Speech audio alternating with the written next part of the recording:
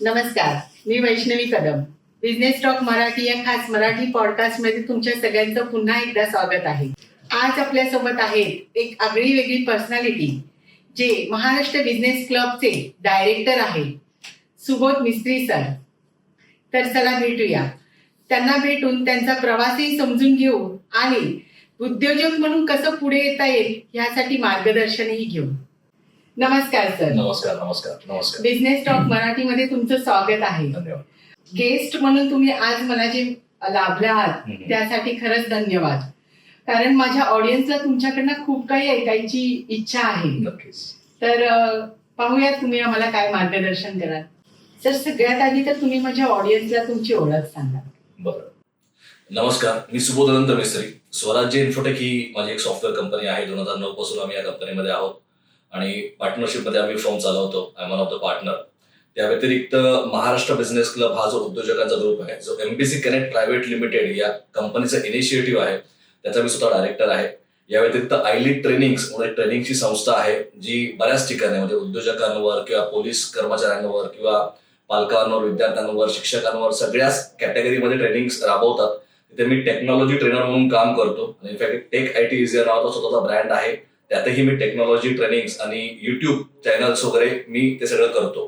आणि या व्यतिरिक्त बऱ्याच ठिकाणी मी ॲज अ गेस्ट लेक्चरर म्हणून काम करतो. एक DG7 नावाची कंपनी आहे प्रायव्हेट लिमिटेड. तिथे मी स्वतः वेब टीम सेटअप करण्याचं काम करतो ॲज अ कन्सल्टंट म्हणून. आपल्या व्यावसायिक प्रवासाची सुरुवात कशी झाली सर, आणि तुमच्या लाईफ मधलं सगळ्यात मोठं यश कोणतं?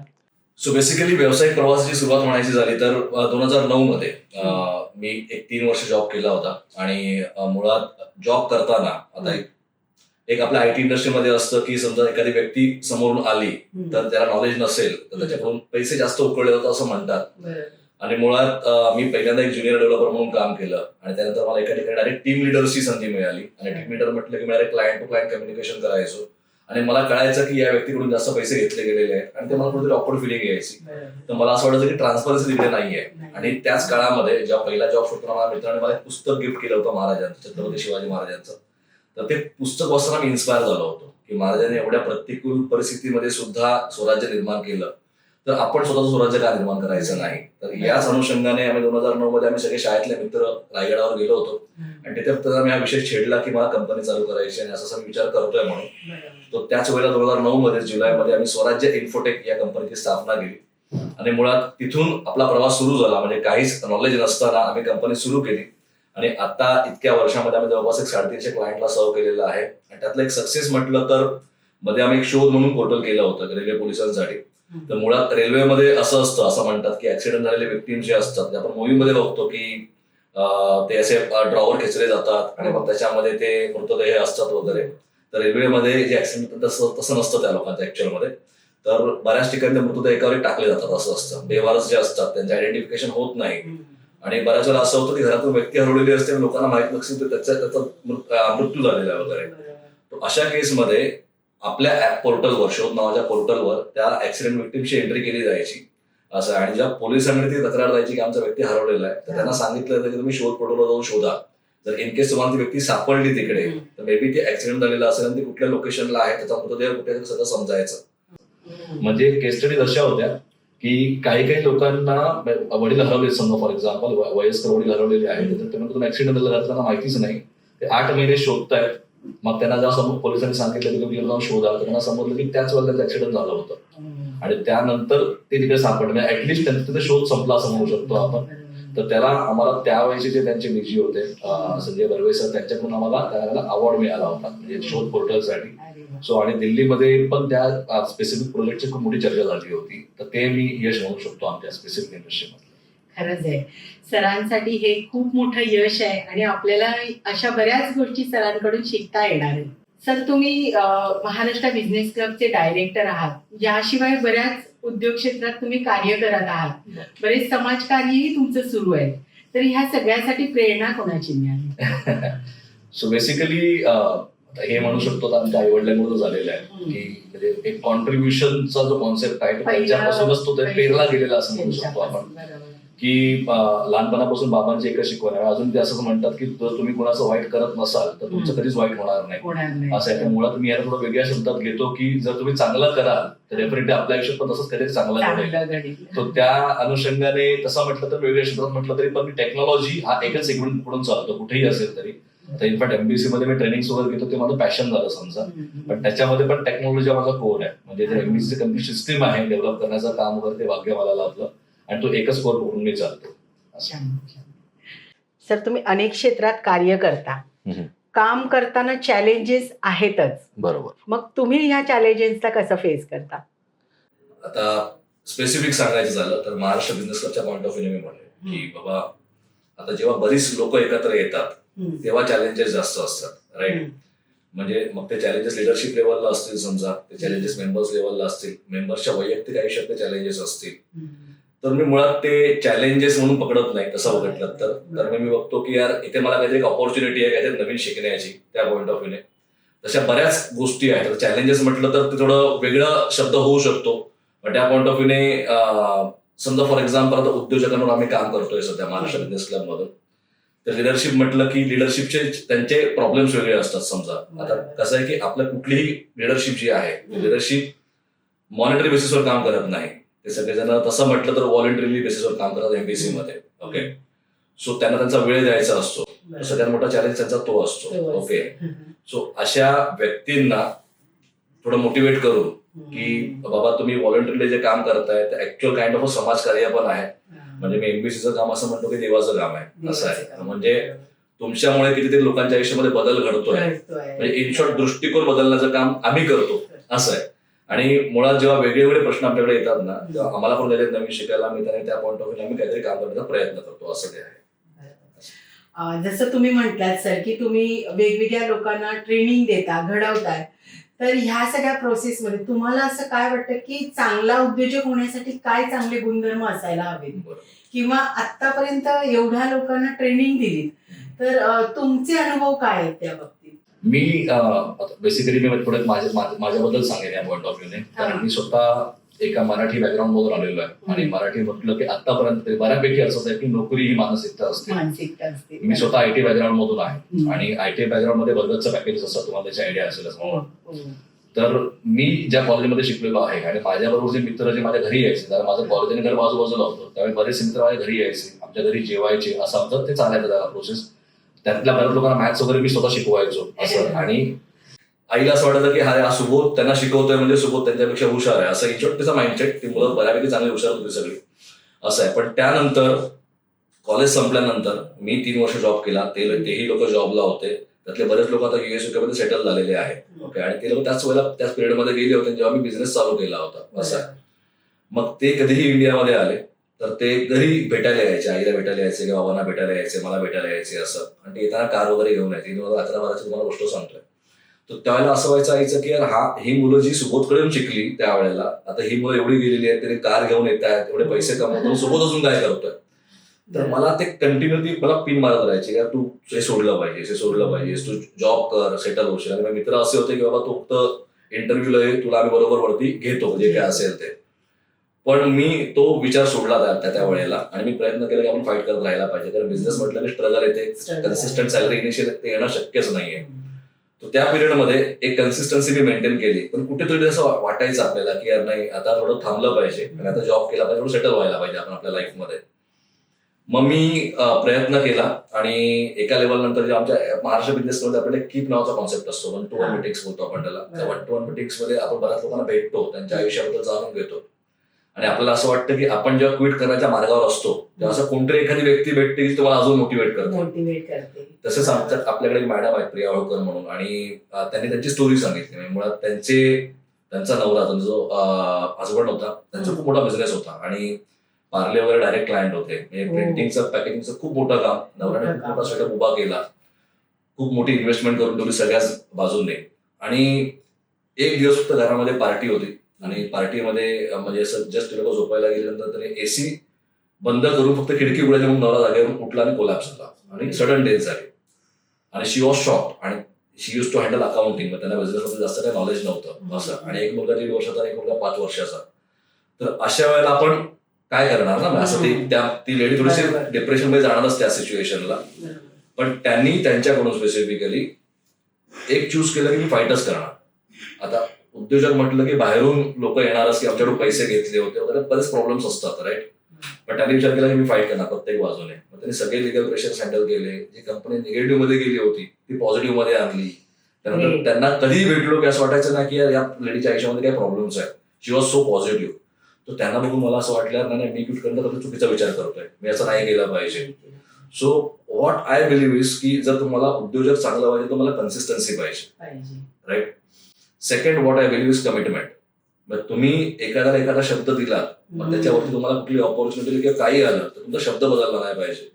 एक खूप चांगली स्टेटमेंट मी ऐकली होती एका व्याख्यानामध्ये, बोले तसं चालेल त्याची बंधावी पावली असं म्हणतात की तुम्ही जे बोलतात तुम्ही केलं पाहिजे. जर मी बोलतोय की बाबा मी सकाळी या वेळेला पोहोचणार तर त्यावेळेला तिथे पोहोचलोच पाहिजे. जर मी बोलतो की मी यावेळेला एखादी गोष्ट डिलिव्हर करणार ती केलीच पाहिजे. म्हणजे असं जनरली असं म्हटलं जातं की अंडर डिलिव्हर करायचं नाही कधी. तर तुम्ही कमिटमेंट छोटी करा आणि डिलिव्हर जास्त करा, असं आहे. तर तुमची कमिटमेंट नेहमी कमी आणि डिलिव्हर जास्त असेल तर समोरचा क्लायंट नेहमी खुशच असतो. That is second. आणि थर्ड इज प्रत्येक गोष्टीमध्ये स्वार्थ नाही बघितला पाहिजे असं मला वाटतं. काही गोष्टीमध्ये समाधान असतं असं. आता बऱ्याच वेळेला आम्हाला असं म्हटलं तर एमपीसी मध्ये तू एवढा वेळ देतोस, तू तुझ्या बिझनेसला किती देतोस आम्हाला माहित नाही. प्रॅक्टिकली मी स्वतःचा टाइम खूप चांगला मॅनेज करतो, बट स्टील ते म्हणतात की एमपीसी मध्ये एवढा वेळ देतोस तुला काय म्हणजे. मला एवढं दिसतं की मला समाधान मिळतं त्या गोष्टी मागे. रात्री झोपताना मला मस्त झोप लागते. मी एखाद्याला भेटलो, एखाद्यावर ट्रेनिंग घेतली फॉर एक्झाम्पल, काही असेल तर एखाद्या आयुष्यामध्ये मी काहीतरी कॉन्ट्रीब्युट केलं आजच्या दिवसामध्ये, याचं मला समाधान असतं. हे समाधान घेऊन तुम्हाला झोपता आलं पाहिजे. या 3 गोष्टी मी स्वतः पर्सनली फॉलो करतो आणि मी सांगेन सगळ्यांना की तुम्ही पण या गोष्टी फॉलो केल्या पाहिजे. बरोबर. एक चांगला उद्योजक होण्यासाठी किंवा एक चांगला व्यवसाय करण्यासाठी आपल्याकडे कोणते गुणधर्म असायला पाहिजे किंवा काय गोष्टींना फॉलो करायला पाहिजे हे सरांनी खरंच खूप छान सांगितलं. प्रत्येकाने ह्याचा नक्की विचार करा. सर, महाराष्ट्र बिझनेस क्लब बद्दल काय सांगाल? थोडं डिटेल सांगा माझ्या ऑडियन्सला, म्हणजे इतरही व्यावसायिकांना त्याचा फायदा होईल. बरं. महाराष्ट्र बिझनेस क्लब ही बेसिकली उद्योजकांसाठी सुरू केलेली यंत्रणा आहे. आता यामध्ये स्पेसिफिकली सांगायचं झालं तर उद्योजक एकत्र येऊन एकमेकांच्या नॉलेजवर, एकमेकांच्या बिझनेसवर, एकमेकांच्या पर्सनॅलिटीवर ऐवढूसे काम करतात किंवा एकमेकांच्या वैयक्तिक आयुष्यात किंवा व्यावसायिक आयुष्यात कॉन्ट्रीब्युट करण्याचं काम करतात असं आपण म्हणू शकतो. 2011 मध्ये एक 9 उद्योजकांनी मिळून ही संस्था चालू केली असं म्हणू शकतो आपण. आणि एक ग्रुप म्हणून चालायचा त्यावेळेला स्पेसिफिकली बरीच वर्ष, जवळपास 18 पर्यंत आम्ही ग्रुप म्हणून चालवायचो. पण त्यामध्ये अशी काही ग्रोथ दिसत नव्हती कारण त्याला एक स्ट्रक्चर्ड फॉर्मॅट नव्हता, असं आहे. तर त्याला आम्ही 2018 मध्ये ऍज अ कंपनी रिफॉर्म केलं. त्याच्यामध्ये मंगेश यादव सर म्हणून आहेत जे इंटेरियर प्रोडक्टचं काम करतात, दिनेश बर्मे सर जे IT हार्डवेअर मध्ये वगैरे काम करतात, सध्या ते AI वर पण काम करतात, सुरेखा वाळकेताई ज्या स्वतः चैतन्य हॉटेलच्या संचालिका आहेत, आणि मी, असं आम्ही चौघांनी मिळून ऍज अ कंपनी रिफॉर्म केलं.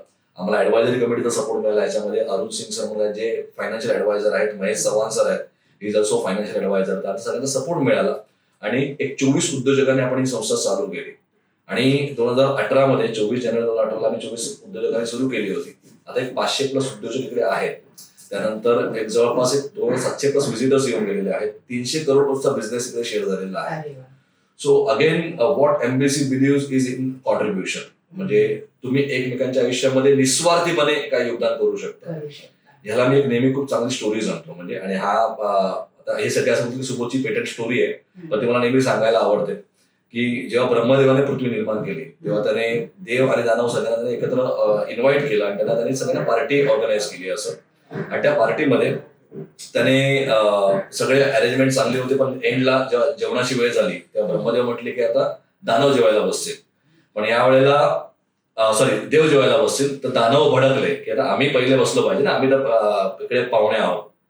सो ब्रह्मदेव म्हटलं चालेल, काही हरकत नाही, पण इथे काही रूल्स आहेत तुम्हाला स्पेसिफिकली जेवणासाठी वगैरे. तर ते म्हटलं काही असेल तरी चला आम्हाला भूक लागली, जेवायला द्या. तर दानव सगळे जेवायला बसले तर त्यांच्या हाताला ते कोपऱ्याला एक लाकूड बांधलं गेलं.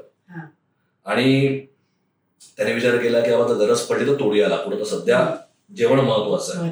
तर सगळ्या दानवांसमोर जेवणाच्या प्लेट्स ठेवल्या गेल्या.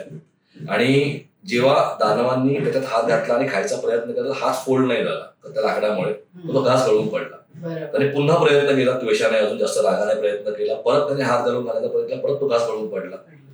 तर राक्षस भडकले. त्याने परत ते तोडण्याचा प्रयत्न केला, पण ते देवाचंच असल्यामुळे ते तुटत नव्हतं असं. तर राक्षस सगळे दानव वैतागून उठले. ते म्हटले आम्हाला जो रूल लागला तो सेम देवांना पण लागला पाहिजे.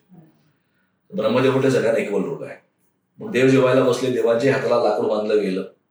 त्यानंतर देवांच्या समोर जेव्हा प्लेट्स आल्या जेवणाच्या, त्या देवाने एकच केलं की तो घास उचलला आणि समोरच्या देवाला बोलवला. या देवाने पण उचलून तो या देवाला पूर्ण सगळे जण पोटभर जेवण उठले.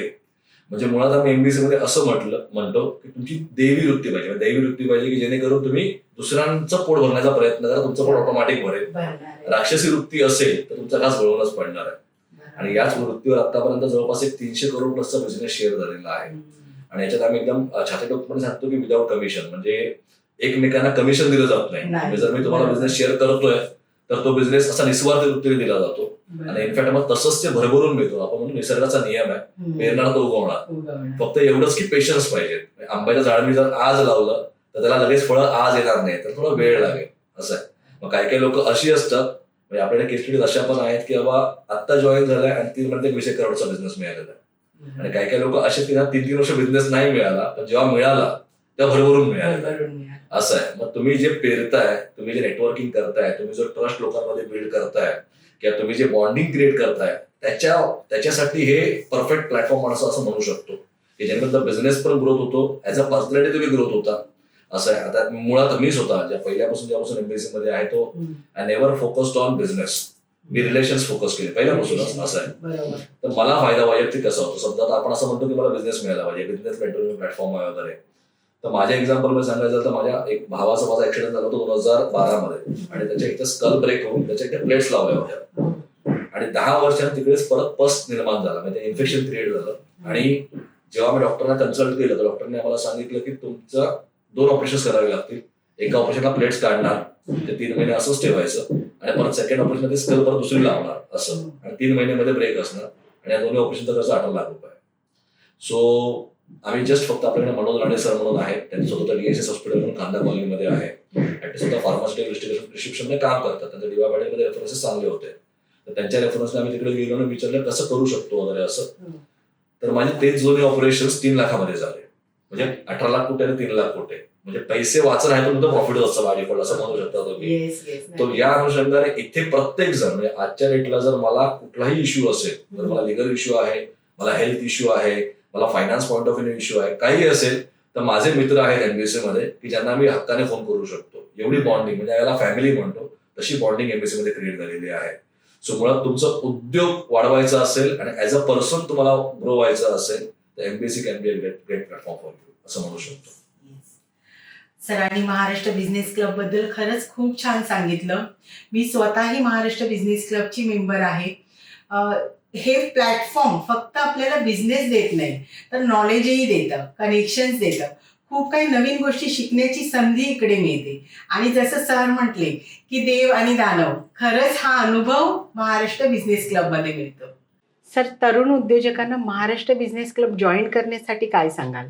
किंवा प्रत्येकाला असं वाटतं की एखादा प्लॅटफॉर्म किंवा एखाद्या ठिकाणी आपण जेव्हा इन्व्हेस्टमेंट करतो तर प्रत्येकाचं जेव्हा नवीन असतात तेव्हा त्यांचा पाहण्याचा दृष्टिकोन हाच असतो की मी इन्व्हेस्टमेंट केली आहे तर मला प्रॉफिट व्हायला पाहिजे. बरोबर आहे. तर त्यासाठी तुम्ही नवीन उद्योजकांना काय सांगाल किंवा एमबीसी महाराष्ट्र बिझनेस क्लबच्या पॉईंट ऑफ व्ह्यूनी काय सांगाल?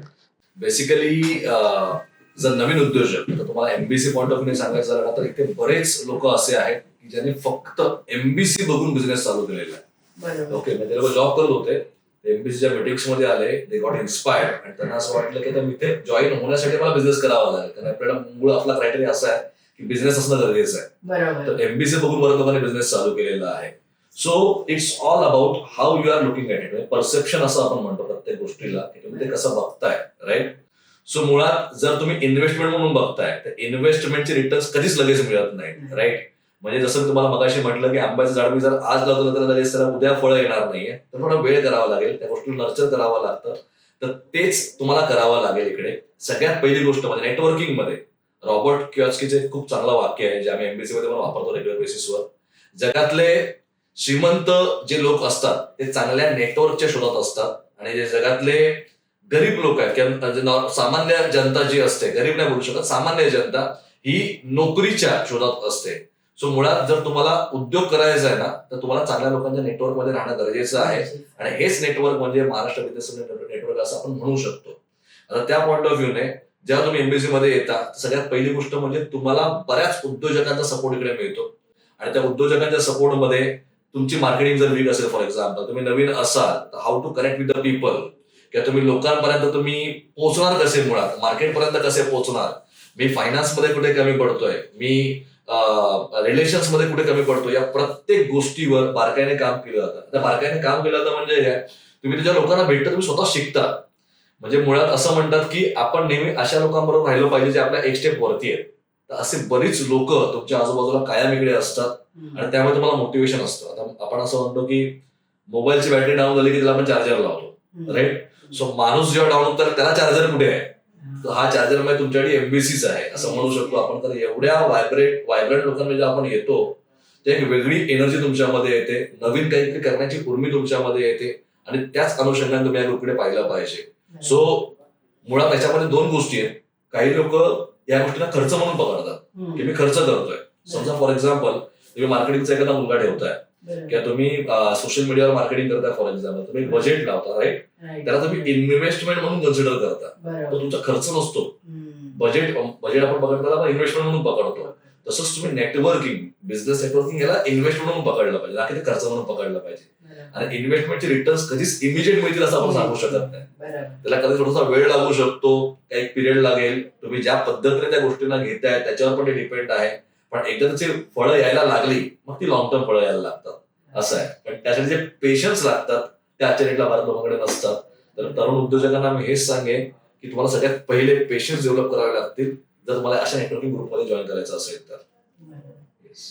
Sir, Maharashtra business club join केल्यानंतरला प्रत्येकाला लगेचच यश मिळतं असं काही नाही, किंवा काही वेळेला लगेच बिझनेस मिळूनही जातो. महत्वाचे असतात ते कनेक्शन्स, बरोबर. पेशन्स ठेवणं अति महत्वाचं आहे. तर असे काही उदाहरणं आहेत का की ज्यांनी पेशन्स ठेवलाय आणि खूप वेळाने त्यांना यश मिळाले, किंवा अशी काही उदाहरणं की ज्यांनी जॉईन केला आणि यश मिळालं?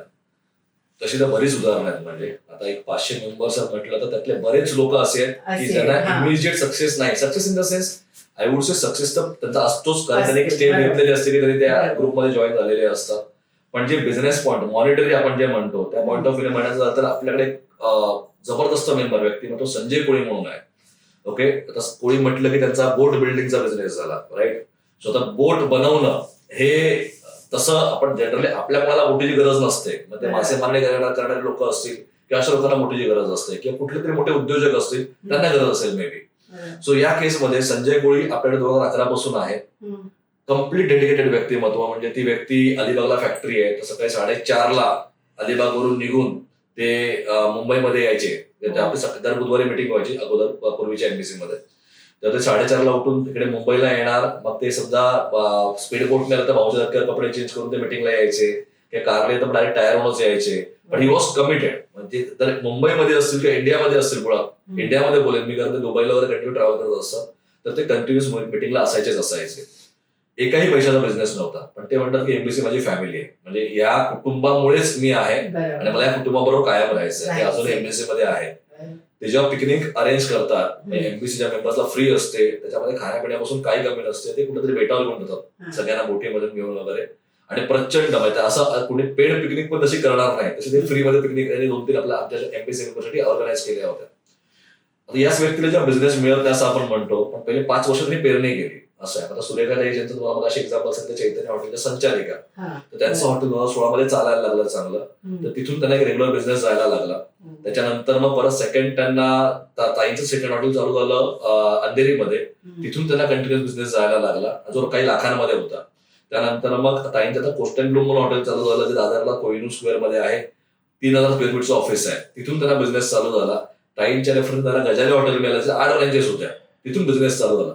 म्हणजे आता एक जवळपास 30-40 लाखांचा आयवडचे महिन्याचा बिझनेस त्यांना फक्त एमबीसी मधून मिळायला लागला असं आहे. म्हणजे ही जी पूर्वी त्यांनी पेरणी केली होती, निस्वार्थी वृत्तीने जे आपलं असतं योगदान, त्यातून जे तुम्ही घडवता, तुम्ही क्रेडिबिलिटी जी क्रिएट करता, त्यातून तुम्हाला बिझनेस मिळायला लागतो. त्याच्यात सेकंड मेंबर आहे सतीश मनवे म्हणून, जे चेंबूरमध्ये आहे, विशाळगड चॅप्टरमध्ये, मुंबई सबअर्बन रिजन आम्ही त्याला म्हणतो. तर तिथे ते आता 2-2.5 वर्षापूर्वी माझा खूप चांगला मित्र आहे सतीश. ऍक्च्युअल मध्ये आम्ही खूप जुनी आमची ओळख आहे जीवन रंगाच्या माध्यमातून. तर आम्ही दोघे भेटायचो अगोदर आणि त्यानंतर जॉब करून बिझनेस चालू केला एका लेवल नंतर. आता बिझनेस मध्ये आल्यानंतर गार्डनिंग, हॉर्टिकल्चर वगैरे आपण बिझनेस म्हणतो, त्या पॉईंट ऑफ जो बिझनेस आहे, तर त्याला बिझनेस एमबीसी मध्ये इनिशियली काही मिळत नव्हता, कारण त्या लेवलचे कनेक्ट त्याला मिळत नव्हते. 2-2.5 वर्ष कंप्लीट झाली होती. आता रिसेंटची तुम्हाला गोष्ट सांगतोय. तर त्याला आता एक आपले एमबीसी मेंबर जे मंगेश यादव आहेत, आपले कोर कमिटी मेंबर, त्यांच्या रेफरन्सला पहिला बिझनेस मिळाला, जी 8-9 लाखाची समथिंग डील होती. त्याच क्लायंटने त्याला सेकंड अजून एक रेफरन्स दिला, जो त्याच्या एक सर्टन अमाऊंट वरती असेल. आता परवा लिडरशिप ट्रेनिंग मध्ये he is one of the leader now Mumbai suburban मध्ये. त्याने एक्झाम्पल सांगितलं, म्हणतात की मला पहिले 2-2.5 वर्ष काही बिझनेस नव्हता, पण आता मला एक डील मिळाली, त्याची एका शाळेची कॉस्ट 85,000 रुपये आहे. आता म्हणतो तशा मला 500 शाळा मिळाल्या एमबीसी मधून. म्हणजे यू कॅन इमॅजिन की त्यांचा बिझनेस किती पटीने वाढला असेल, राईट? सो असं आहे, म्हणजे तुम्ही जेव्हा पेरणी करताना आणि खूप चांगली पेरणी करता आणि लोकांना दिसतं की हा माणूस कॉन्ट्रीब्युटर आहे, तर लोकांची जबाबदारी ऑटोमॅटिक बनते की तुम्हाला काहीतरी मिळालं पाहिजे. इनफॅक्ट लोकांची नाही म्हणू शकत, ती निसर्गाची जबाबदारी बनते, तुम्हाला परत काहीतरी दिलं पाहिजे, कारण तुम्ही लोकांपर्यंत पोहोचवता. निसर्गाचा नियम परफेक्ट. म्हणजे इनफॅक्ट मी जर वैष्णवी मॅडमसाठी करत असेल फॉर एक्झाम्पल, तर ते मला वैष्णवी मॅडमकडून परत मिळेल की नाही असं माहित नाही. इनफॅक्ट मी अपेक्षा पण नाही ठेवली पाहिजे, पण ते कुठून तरी फिरून माझ्या म्हणजे जेवढी मोठी लोक आहेत ना, ते हेच म्हणतात की आम्ही समाजाला भरभरून देतो ना, तेव्हा समाज आम्हाला भरभरून परत देतो. असं सेम कॉन्सेप्ट, आपण काहीतरी वेगळं करत नाही असं. सर, तुम्ही व्यावसायिक क्षेत्रात पुढे आहातच, पण माझ्या माहितीनुसार तुम्ही सामाजिक क्षेत्रातही पुढे आहात. मग व्यावसायिक क्षेत्र आणि सामाजिक क्षेत्र याचा समतोल कसा राखता?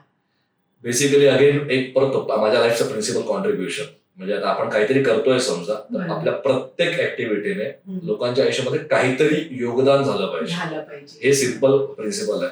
तर त्याच अनुषंगाने आता जेव्हा मी जॉब करत होतो ऍक्च्युअल मध्ये, तेव्हा संजय गोविलकर म्हणून सर आहेत, त्यांच्या आम्ही एका ग्रुपच्या निमित्ताने तिकडे भेटलो त्यांना. संजय गोविलकर म्हणजे ज्यांनी कसा आपला जिवंत पकडला असं आहे. म्हणजे जे आता विधायक अतिरेकी आपण म्हणतो की जिवंत राखण्यामागे ज्यांचं मेजर योगदान होतं ते संजय गोविलकर होते. त्या सगळ्या गिरीगावला जे पकडलं गेलं होतं त्यावेळेला, त्या फोर्समध्ये संजय गोविलकर होते. त्यांना स्वतःला गोळी पण लागली होती त्यावेळेला. त्यांना राष्ट्रपती पदक पण मिळालेलं आहे आणि काइंड ऑफ अ सेलिब्रिटी व्यक्तिमत्व आहे. पण आमची आम्ही फॅमिली रिलेशन्स आहेत असं बोलू शकतो. आम्ही दादा म्हणतो त्यांना अजूनही, असं आहे. तर त्यांच्या कॉन्सेप्ट मधून त्यावेळी अरुण सिंग सर जे आपल्या ऍडवायझरी कमिटी मेंबर, आम्ही जीवन रंगामध्ये अगोदर भेटलो होतो.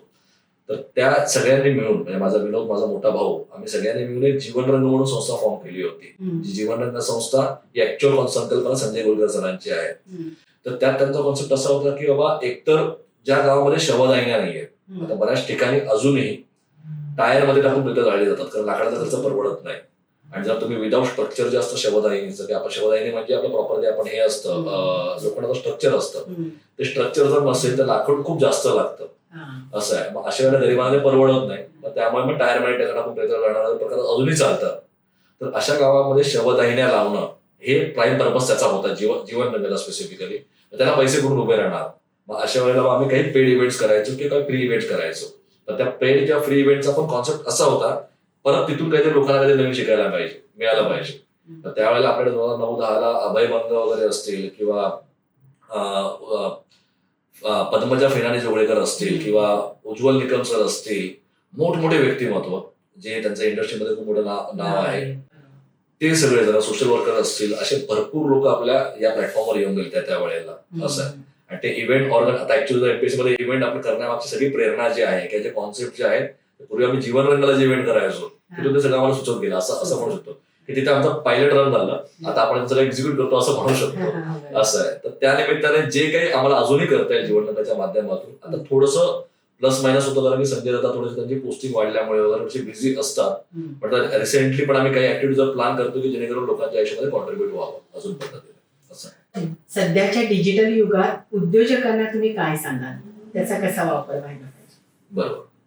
बेसिकली टेक्नॉलॉजी म्हटलं तर टेक्नॉलॉजी हा एकच शब्द घेऊन येतो की अपग्रेड, की तुम्ही स्वतःला अपग्रेड केलं पाहिजे. आणि हे मुळात इथेच नाही तर सगळीकडेच लागू होतं. बदल हा पण एक निसर्गाचा नियमच आहे. तर तुम्ही कायम स्वतःला बदलत ठेवलं पाहिजे असं आपण म्हणू शकतो. तो सध्या पूर्वी कसं होतं, पूर्वी मॅन्युअल गोष्टी चालायच्या, नंतर मग कम्प्युटर्स आले, मग इंटरनेट आलं. इंटरनेटने गेल्या 10-1 वर्षामध्ये बराच फरक आणलाय आयुष्यामध्ये लोकांच्या. आणि आता तर असा जमाना आलेला आहे की आर्टिफिशियल इंटेलिजन्स आलेला आहे.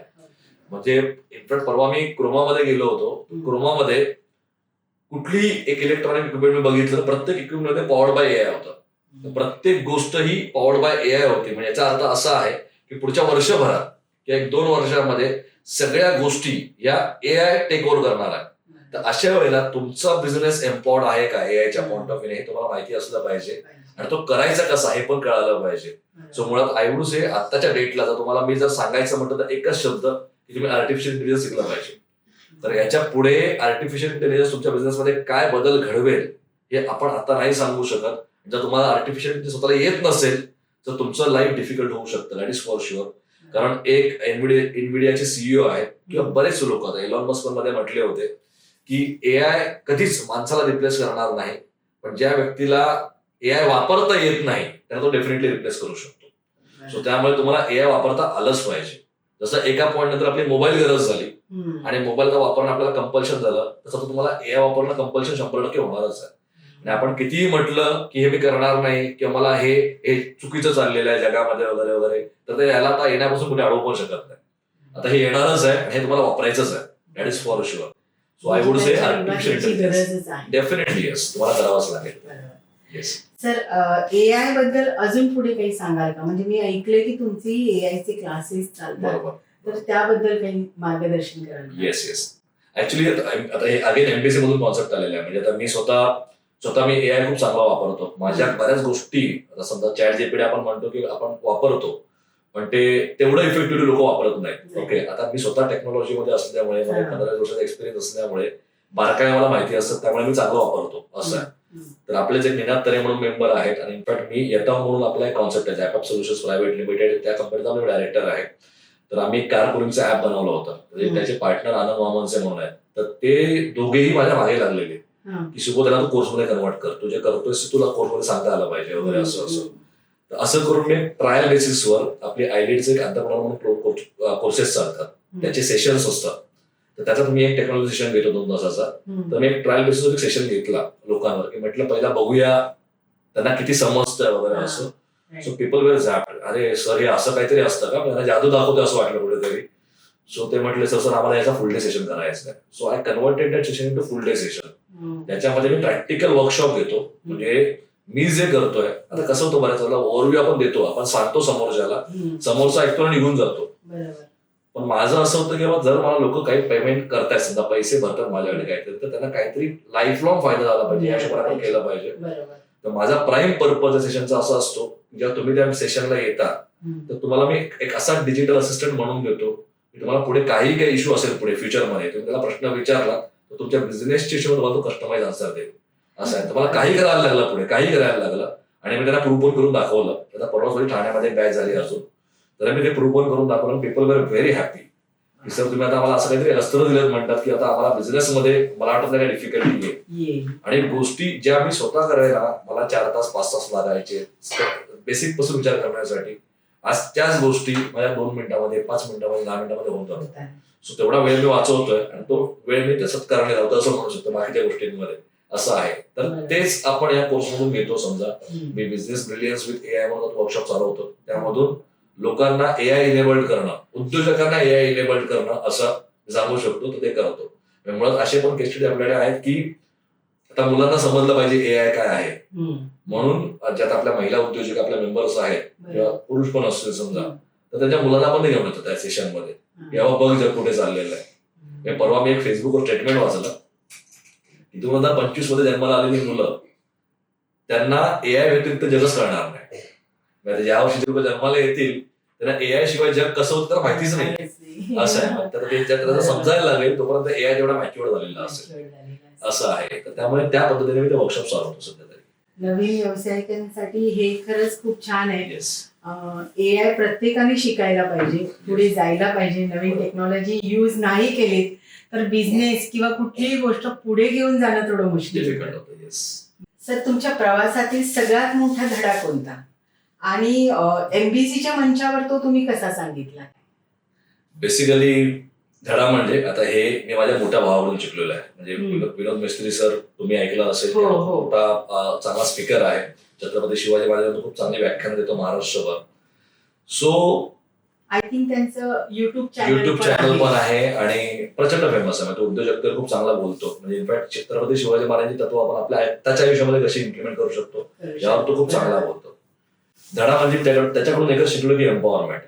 तुमच्या सराउंडिंगला जी लोक येतात त्यांना एम्पॉवर करा. एक छोटी स्टोरी सांगतो तुम्हाला याच गोष्टीवर, माझीच आहे. म्हणजे मुळात मी जेव्हा कॉलेजला होतो, समजा मी 10वी पर्यंत कधी स्टेज पाहिला पण नव्हता. म्हणजे आपण एक ऍव्हरेज मुलं असतो शाळेतली, तसा मी ऍव्हरेज मुलगा होतो शाळेपर्यंत. मी फक्त लेझिम मध्ये पार्टिसिपेट केलं होतं शाळेमध्ये, की ज्याच्यामध्ये ग्रुप असतो ज्यात दिसणार नाही कुठे असं, त्या ग्रुपमध्ये समजणार नाही की सोबत आहे त्याच्यामध्ये असं, अशा ग्रुपमध्ये मी होतो. म्हणजे मला कधी तर स्वतःला कॉन्फिडन्स नव्हताच मुळात. 11वीला गेल्यानंतर म्हणजे दादाची इच्छा खूप होती की त्याने ऍक्टिंग वगैरे करावी. मे बी घरातल्या परिस्थितीमुळे जबाबदारीमुळे त्याला करता नाही आलं. तर तो मला पहिल्यांदा वाक्य म्हटलं होतं की सुबोध, जर तुला कॉलेजला तू जातोय समजा, आता एकाच वेळेला कॉलेजमध्ये 2,000-3,000 मुलं येतात, एका वेळेला ऍडमिशन घेतात आणि तेवढीच मुलं दरवर्षी बाहेर पडतात. बरोबर. तर सुबोध जर 11वीला कॉलेजला ऍडमिशन घेतो ना, तर 15वीला आता सुबोधचं नाव बाहेर पडलं पाहिजे. म्हणजे सामान्य मुलगा म्हणून सुबोध बाहेर नाही पडला पाहिजे, एवढं तो नाव क्रिएट करावं कॉलेजमध्ये. आणि तो काइंड ऑफ गुरुमंत्र होता माझ्यासाठी. सो पहिल्याच वर्षी मी कॉलेजमध्ये एक ऑल दी बेस्ट म्हणून नाटक केलं. आता दिसण्यासाठी स्टेजच पाहिजे तुम्हाला ऍक्च्युअल मध्ये, तसं बघायचं तर काम करायचं असेल तर मी ऑल दी बेस्ट नाटक केलं. तर माझ्या आयुष्यातला पहिला ऍक्टिंगचा एक्सपिरियन्स म्हणू शकता तुम्ही, आणि त्याला मला पहिला प्राइज मिळाला. तर मला कॉन्फिडन्स आला. तर मी सेकंड इयरला कॉलेजमध्ये सही केलं आणि दरवर्षी मग इंटर कॉलेजिएट कॉम्पिटिशन, मी अल्फा महात्रांडा सगळं आणि मग सुबोध मित्र एक नाव झालं कॉलेजमध्ये. मग मी एका वर्षी कल्चरल सेक्रेटरी झालो समजा असं. त्यामुळे माझं एक नाव झालं त्या कॉलेजमध्ये. मला अजूनही कॉलेजची लोक ओळखतात. म्हणजे इनफॅक्ट आता आमचं अल्युमिनायचं एक गॅदरिंग असतं, त्याच्यामध्ये मला एक अवॉर्ड दिला गेला त्यावेळेला, अल्युमिनाय बेस्ट अल्युमिनाय म्हणून. त्याच्या व्यतिरिक्त आम्ही टेके जे आम्ही त्याला चालू करतो, एक उपक्रम असतो जो आमच्या आयटीचा असतो, त्याला मला ऍज अ चीफ गेस्ट म्हणून बोलवलं रिबिन कापण्यासाठी वगैरे. तर अजूनपर्यंत ते नाव आहे. माझ्या कॉलेजच्या बोर्डवर पण अजूनपर्यंत माझं बेस्ट अल्युमिनाय म्हणून नाव आहे, ते त्याने मला सांगितलं होतं. आणि त्यानंतर मी जॉबला लागलो आणि जॉब करता माझी सॅलरी वगैरे चांगली होती त्यावेळेला आणि मी चांगल्या पोझिशनला पण आलो होतो असं आहे. आणि समजा आता माझ्या दादाचं लग्न नोव्हेंबरमध्ये आहे आणि मला जानेवारीमध्ये सुचलं की मी बिझनेस केला पाहिजे. ओके, जानेवारीमध्ये मी त्याला जेव्हा माझ्या डोक्यात असलं मी त्याला सांगितलं की दादा मला बिझनेस करायचा. सो ही वॉज लाईक की अरे कर बिझनेस, काय प्रॉब्लेम नाही असं. नंतर मग मी जूनमध्ये जॉब सोडला आणि मग नोव्हेंबरमध्ये लग्न आहे. तर मला जुलै ऑगस्टमध्ये कळायला लागलं की हा थोडासा सगळ्या फायनान्सच्या पॉईंट ऑफ व्ह्यू थोडं प्रेशरमध्ये येतोय म्हणून असं. सो त्याला म्हटलं यार तू मला सांगितलं असतंस त्यावेळेला की 2-3 महिने थांब बाबा अजून, तर मी थांबलो असतो, मी नंतर बिझनेस चालू केला असता. त्यात एक खूप चांगलं वाक्य मला म्हटलं त्यावेळेला की सुबोध, जर त्याला मी थांबवलं असतं समजा, तेव्हा तुझ्या डोळ्याची आग होती ती मी नंतर विझली असती असं. म्हणजे माझ्या स्वार्थासाठी मी तुला थांबवू शकत नाही असं आहे. मग मला ते गिल्ट फील राहिलं असतं आयुष्यभर की यार सुबोध माझ्यामुळे बिझनेस नाही करू शकत. ही जी एम्पॉवरमेंट आहे ना, ही मला असं वाटतं की ही एक स्किल आहे आणि हीच आपल्यामध्ये असली पाहिजे. आणि आता मी उद्योगामध्ये असेल किंवा समजा कुठे उद्योगामध्ये असेल किंवा मी एमबीसी मध्ये पण असेल, मी एकच गोष्ट फॉलो करतो, माझ्या आजूबाजूच्या लोकांना एम्पॉवर करणं. म्हणजे जो कुणी असेल ना, तर माझ्याकडे जे चांगलं आहे, इनफॅक्ट आता प्रत्येक व्यक्तीमध्ये वीक पॉईंट असतं, स्ट्रॉंग पॉईंट असतं. माझा स्ट्रॉंग पॉईंट जो असेल, जो एखाद्याचा स्ट्रॉंग पॉईंट बनू शकत असेल समजा, तर मी त्याला प्रचंड हेल्प करेन त्या गोष्टीसाठी. एखाद्याला वरती यायचं त्याला मी हेल्प करेन. तुला जे पाहिजे, एखादं स्वप्न असेल, मी कधी कोणाचं स्वप्न कधी हसत नाही. मला कुणी किती मोठं म्हणतं, मला एक व्यक्ती बोलला की सर हेलिकॉप्टर कसं घ्यायचं असं आहे. बाकी लोक हसली त्यावेळेला, पण आय वॉज सिरियस. म्हटलं तू विचार केला तू 100% घेऊ शकतोस असं आहे. तर मग या पद्धतीने मी विचार करतो की लोकांना आपण एम्पॉवर केलं पाहिजे. आणि ही एकच गोष्ट जी माझ्या भावाकडून मी घेतलेली आहे. आता मी त्याला देवासारखाच मानतो आतापर्यंत. म्हणजे माझ्या आयुष्यातल्या प्रत्येक गोष्ट जर मी रूटला गेलो, कुठलंही असेल, माझं लग्न असेल, माझं करिअर असेल, माझा बिझनेस असेल, माझा जॉब असेल, माझी ऍक्टिंग स्किल असेल, त्या प्रत्येकाच्या रूटला माझा दादा असेल, विनोद दादा आहे असं आहे. खूप छान. सर, एमबीसी बद्दल तुम्ही खूप माहिती सांगितली. एमबीसी बद्दलचे फ्युचर प्लॅनिंग काय आहे? मुळात एमबीसी पॉईंट ऑफ व्ह्यू आपण म्हणायचं झालं तर आता आपले सध्या आपण दादर ब्रँच पासून चालू केलं होतं. आता आपल्या 16 ब्रँचेस आहेत. 16व्या आता लॉन्च होईल आपल्या फेब्रुवारीमध्ये. आणि यामध्येच आता मुंबईमध्ये आपल्या 15 ब्रँचेस झाल्या आणि एक ब्रँच आपली गोव्याला झालेली आहे. सो आपलं जे स्वप्न आहे ऍक्च्युअल मध्ये, विजन आपण जे म्हणतो की आपल्या प्रत्येक जिल्ह्यामध्ये ब्रँच मिनिमम असली पाहिजे, जेणेकरून सगळे लोक तिथे कनेक्ट होऊ शकतात. हे तर आपलं होतच, पण या व्यतिरिक्त आपलं इंटरनॅशनल पण प्लॅनिंग झालेलं आहे की आपण मॅक्सिमम लोकांपर्यंत पोहोचलो पाहिजे. आम्ही असं म्हणतो, आपलं विजनच असं आहे की जगातील सगळ्या महाराष्ट्र उद्योजकांना एकत्र आणणं. ओके, सो त्या पॉईंट ऑफ व्ह्यूने जेवढे महाराष्ट्रीयन उद्योजक विदेशात कुठेही असतील, परदेशामध्ये असतील, तर सगळ्यांना एकत्र कसं आणू शकतो एका प्लॅटफॉर्मवर, यासाठी एमबीसी काम करत आहे. सो मग आता जर आपण शॉर्ट टर्म विजन म्हटलं तर आपण यावर्षी प्रोबेबली मुंबईच्या बाहेर आपण पुण्यामध्ये किंवा कोल्हापूरमध्ये ट्राय करतोय आणि आपण एक प्रीमियम ग्रुप ट्राय करतो की ज्याच्यामध्ये एका सर्टन लेवलची व्यक्ती जे रेग्युलर मिटिंग्सला येऊ शकत नाही तर त्यांचा आपण एक ग्रुप फॉर्म करतोय, तर ते आपलं होईल. तर या व्यतिरिक्त प्रोबेबली पुढच्या 2-3 वर्षामध्ये 4 वर्षामध्ये आपण कदाचित इंटरनॅशनल पण जाऊ. तसे आपल्याला अप्रोचेस पण होतात कंटिन्युअस बेसिसवर. फक्त आम्ही कुठे मागे असतो प्रत्येक वेळेला तर आपण एक कल्चर म्हणतो. छत्रपती शिवाजी महाराजांनी स्वराज्य उभं करताना एक कल्चर तयार केलं होतं, स्वतःचं कल्चर, राईट. तेच कल्चर आम्ही एमबीसी मध्ये राबवण्याचा प्रयत्न करतो आणि ते कल्चर डायल्यूट होऊ नये कुठेही गेल्यानंतर, हा आपला प्रयत्न असतो. त्यामुळे आम्ही देताना व्यवस्थित व्यक्ती बघून ते करू शकतात का, फक्त इच्छा असणं आणि एक पॅशन असणं एखाद्या गोष्टीच्या मागे, त्याच्यात फरक असतो, राईट. फक्त मला करायचंय, मला मजा वाटते म्हणून करायचं असं नाहीये. सो तुम्ही किती फोकसमध्ये करू शकता, तुम्ही आमच्याच व्हॅल्यूज मध्ये बसता का, हे सगळं बघून आम्ही त्या गोष्टींवर फोकस करून आम्ही त्यांना देतो. समजा त्याच्यात आपल्याला गोव्याला करताना गोमेश वैद्य सर म्हणून आहेत, he was a consistent performer, ते बरेच वर्ष नेटवर्किंग मध्ये आहेत. तर त्यांनी स्वतःहून सांगितलं की मला गोवा करण्याची इच्छा आहे आणि त्यांनी ती उभी केली गोवाची ब्रँच, असं आहे. आणि ते असल्यामुळे आम्ही एकदम निश्चिंत असतो. समजा याच अँगलने आता पुढे जेव्हा आपण करणार आपण चांगल्या व्यक्ती बघून आम्ही त्यांना त्या ऑपॉर्च्युनिटीज देत जाणार.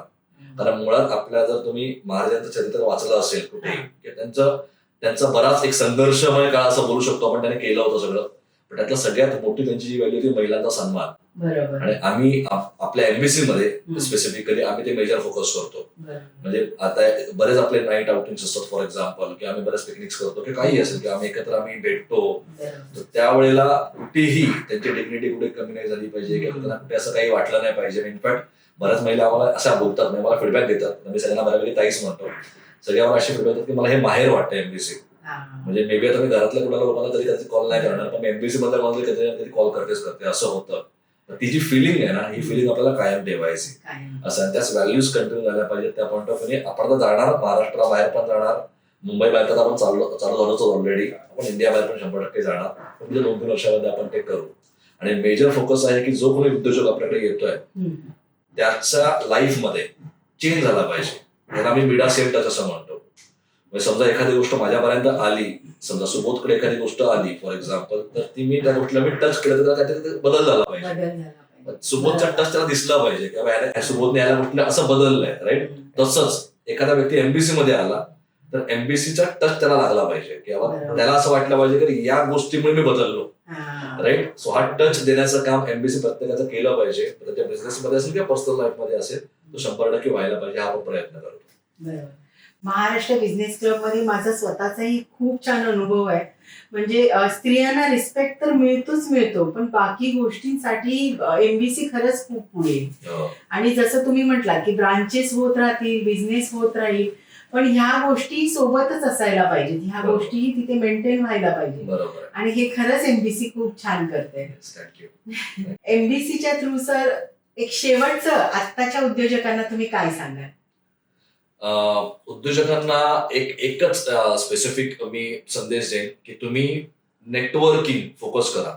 म्हणजे कसं असतं ना, जेव्हा मी उद्योग करतोय तेव्हा मी एकटाच आहे आणि माझ्या आजूबाजूला काहीच असं सराउंडिंग बॅकग्राऊंड नाहीये, राईट. सो जर मला उद्योगामध्ये करायचं असेल, उद्योगामध्ये वाढायचं असेल, तर मला चांगले उद्योजक मित्र पाहिजे. म्हणजे असं नेहमी म्हणतो, माझे स्वतःचे शाळेतले मित्र माझ्या कॉन्टॅक्टमध्ये आहेत, कॉलेजचे मित्र माझ्या कॉन्टॅक्टमध्ये आहेत आणि बऱ्यापैकी सगळेजण जॉब करत आहेत. मग मी जेव्हा अडतो तेव्हा मी कुणाशी बोलणार किंवा मला काय चॅलेंज आला बिझनेसमध्ये, मी कुणाशी बोलणार. तर अशा वेळेला माझ्या बरोबर एमबीसीचे उद्योजक जर असतील किंवा नेटवर्किंग मधले उद्योजक असतील तर ते मला वाढण्यासाठी मदत करतात. सगळ्यात पहिला सल्ला जर द्यायचा झाला तर तुम्ही नेटवर्क मध्ये असणं गरजेचं आहे, सर्कलमध्ये असणं गरजेचं आहे, की जेणेकरून तुम्ही ऍज अ व्यक्ती, ऍज अ उद्योजक तुम्ही खूप चांगले वाढू शकता. हे एक झालं. आणि दुसरं, जेव्हा तुम्ही उद्योग करताय, म्हणजे मी खूप मोठ्या व्यक्तींकडून ऐकलेलं आहे, माझा काही एक पार्ट असेल, मी समजा मी 100 रुपये कमवत असेल ना, तर त्यातले ऍटलीस्ट 25 रुपये मी कुणाला तरी दिले पाहिजे. ते माझे समाज कार्यासाठी. जर समाजाकडून मला पैसे मिळत आहेत ना, तर माझे पैसे परत समाजाकडे गेले पाहिजे, त्यांच्या आयुष्यात काहीतरी कॉन्ट्रीब्युट झालं पाहिजे. आणि मुळात त्याचा इगो मला नसला पाहिजे की मी करतोय. म्हणजे देव या सगळ्या गोष्टींचं कॅल्क्युलेशन ठेवत असतो रेग्युलर बेसिसवर, की तुम्ही करताय जरी आणि तुम्ही ते 10 ठिकाणी बोलून दाखवता तर त्या गोष्टीला काही व्हॅल्यू नाही. सर मग ते खूप जुनी स्टेटमेंट आहे असं, की एका हाताला दुसऱ्या हाताला समजलं नाही पाहिजे, राईट. सो त्याच अँगलवर तुम्ही करत असाल ना, तर तुम्ही खूप चांगलं काम करताय आणि असाच हा समाज वाढणार आहे. म्हणजे इथे जी आपल्याला इकोसिस्टम क्रिएट करायची आहे ना, ती या पद्धतीनेच क्रिएट व्हायला पाहिजे. आणि उद्योजकांना सांगायला झालं तर मी हेच सांगेन स्पेसिफिकली, नेटवर्किंग मध्ये राहा आणि चांगले कामं करत राहा. बस दॅट्स इट. आज सुबोध सरांबरोबर बोलून खरंच खूप छान वाटलं. महाराष्ट्र बिझनेस क्लब हे एक मोठं प्लॅटफॉर्म आपल्या व्यावसायिकांसाठी ओपन आहे, जिथे आपण आपली मतं मांडू शकतो, जिथे वेगवेगळ्या लोकांना आपण भेटू शकतो, वेगवेगळ्या ट्रेनिंग घेऊन आपण स्वतःला डेव्हलप करू शकतो. तर नक्कीच महाराष्ट्र बिझनेस क्लबला भेट द्या. तर तुम्ही माझ्या पॉडकास्टमध्ये आलात त्याबद्दल धन्यवाद. थँक्यू. खूप छान वाटलं तुम्ही आलात, आमच्या व्यावसायिक बंधूंना माहिती दिलीत, त्यांना एनकरेज केलं, अजूनही बऱ्याचशा गोष्टी करण्यासाठी त्यांना प्रोत्साहित केलं, यासाठी धन्यवाद. खूप खूप धन्यवाद. मलाही बरं वाटलं. थँक्यू. आजचा पॉडकास्ट तुम्हाला कसा वाटला कमेंटमध्ये नक्की सांगा. चॅनलला सबस्क्राईब करायला विसरू नका. व्हिडिओला लाईक करा, शेअर करा. उद्योजकांना घडवायचं आहे, त्यामुळे व्हिडिओला लाईक आणि शेअर करायला मात्र विसरू नका. बिझनेस टॉक मराठी तुमच्या आमच्यासाठी, यशस्वी उद्योजकांसाठी.